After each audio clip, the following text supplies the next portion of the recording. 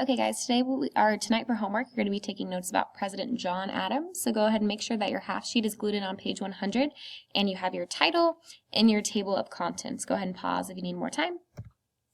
And write your essential question, your EQ, on the top of page 99. It is what happened when John Adams was president and why did it make him unpopular? So that's what we're going to be learning about tonight. What did he do to change him from being a really kind of popular guy, well respected, to somebody who is not so popular? Again, if you need more time, go ahead and pause. All right, so at the end of George Washington's presidency, remember he stepped down after 2 terms because he did not want to be a tyrant. There is a next presidential election. And this is the first time that there was a contested election, meaning George Washington was unanimously elected. He didn't even run against anybody. People just loved him that much that everybody wanted him to be president. So John Adams is our first president to win a contested election, meaning there was a contest. He ran against somebody else and had to get more votes. So John Adams was a part of the Federalist Party, ran against Thomas Jefferson, who was a part of the Democratic Republican Party, for president after George Washington. Now John Adams wins, so that makes him the second president, and TJ, since he came in second place, became the vice president. Remember, at this time, they did not run together. It was whoever got first became president, and whoever got second became vice president. So 2 guys of different political parties have to work together. Probably not going to go so well for them. All right, so at the same time, Britain and France were fighting a war against each other. Remember, they were always in a power struggle, always wanting to be the best, and so they're just fighting another one of their many wars.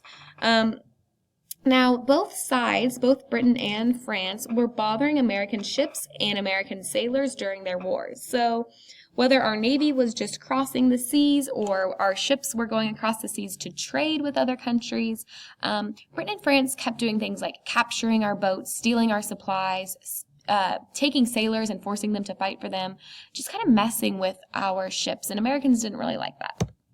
So during this conflict, Adams wanted to remain neutral. He wanted to continue neutrality, meaning not to take a side in the war between France and Britain. Like, don't pick the French and don't pick the British to help out. He wanted to remain neutral. Now, here's your first discussion question. You're going to go ahead and answer it on page 99. Why do you think Adams wanted to keep us out of the war between France and Britain? Why did he want to remain neutral? Maybe think about some of the things that Washington said. Maybe that will help you answer. Go ahead and pause if you need more time to write.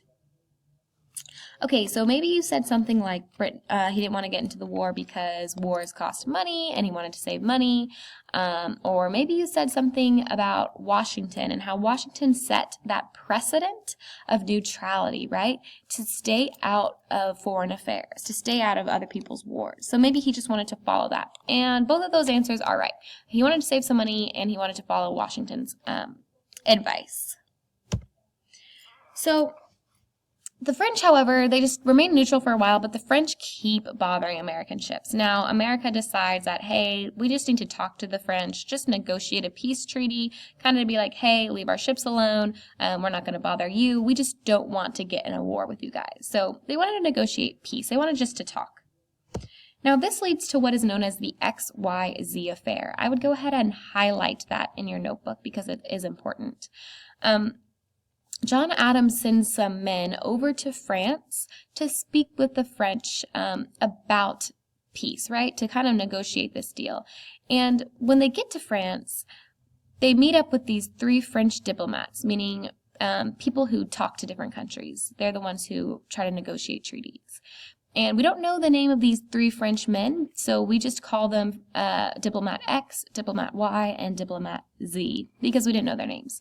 And the story goes, apparently these 3 men said that if they wanted to talk to the King of France, they would need to pay the French just to talk. We don't know the exact number, but they said a hefty sum, meaning a lot of money, just to get in to even talk with the king. Basically, they wanted a bribe for these peace talks. Now, John Adams says, no way in heck. The 3 agents say, no way, we're not going to pay money just to talk to you. That's not the way we do things. So they leave, and they don't ever have these peace negotiations. Well, when the media gets a hold of this, the newspapers print a different side. They don't really hear that side of the story. They just know that Adams didn't try to make a peace negotiation with France, and they think that he's not doing a good enough job trying to protect our ships, and he thinks he's going to get us into more problems with France. So they start printing some nasty comments about Adams. Kind of like today, right? When anything President Obama does or says or passes, any laws, people kind of have this thing right now where they're like, oh, anything that went wrong? Thanks, Obama, right? They just kind of blame him for anything. That's what Adams was going through. But Adams reacts a little bit crazy. He doesn't take this well that he's being criticized in the newspapers, and he decides to blame immigrants for the criticism, for these negative statements being put out there. Now, when we say immigrants, we mean people who are moving into the U.S., people who are not born there. During this time, most of our immigrants were from Eastern Europe, so places like Poland. All right. I know today we think about places like Mexico or Canada or somewhere that's close to us, but at this time it was from Europe. And these immigrants got really ticked off because they're like, you can't blame us for one newspaper article. Like, not all of us feel this way. And they get kind of annoyed that Adams is blaming all of them, finding a scapegoat in them, and so they start to support TJ, Thomas Jefferson, right? Thomas Jefferson, even though he's John Adams' vice president, remember they're still part of different political parties, so they have a lot of different beliefs, and the immigrants are starting to support Thomas Jefferson for the next president. Now, before Adams ends his presidency, he signs 2 laws called the Alien and the Sedition Acts, which pretty much kill his popularity. So before he was president, he was pretty well respected. People remembered him for, doing the right thing and helping edit the Declaration of Independence, helping secure the Treaty of Paris. Well, now after he signs these 2 laws, it's pretty much done for him. People are pretty much decide that they don't like him as a president. So the first law is called the Alien Act. Now, this is a law that made it hard for immigrants to move to the U.S. This is the first law that we have that really puts big rules on immigration. During this time, if people wanted to move to the U.S., it was pretty easy. After this law, it makes it kind of hard. It makes them have to go through more steps, maybe pay more money, go through more background checks type of things. Kind of like today, how it's a hard process. This is kind of the start of that because he passed the Alien Act. The second act he passes is called the Sedition Act. Now, this law made it illegal to criticize the government. So our media, the newspapers back then, after this law came out, they weren't allowed to write any nasty comments.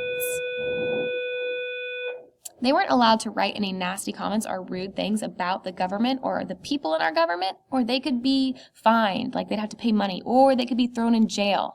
So he made it illegal for us to state our opinions about our government. Now, here's our second discussion question. We know that we have the right to do that. So where can we find in our Constitution our right to criticize the government? What part of our Constitution says we have the right to do that? Go ahead and take a look at page 77 if you can't quite remember, and pause the video if you need more time.